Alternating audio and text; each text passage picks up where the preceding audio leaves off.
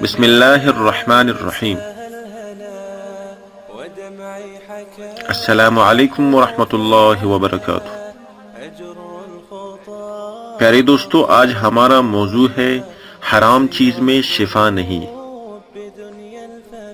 تو آئیے سنتے ہیں اور غور کرتے ہیں کہ ہمارے نبی علیہ الصلوۃ والسلام کا ہمیں کیا پیغام ہے اس حوالے سے۔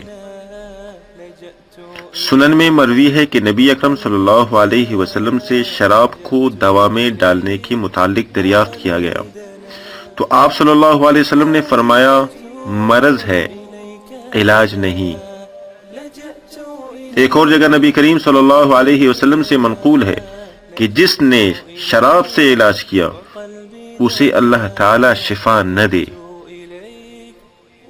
تو نشہ آور چیزوں میں شفا نہیں ہوتی۔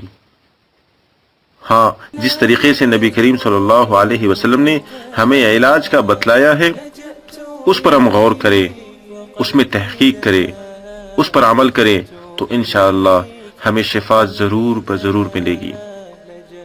السلام علیکم ورحمۃ اللہ وبرکاتہ۔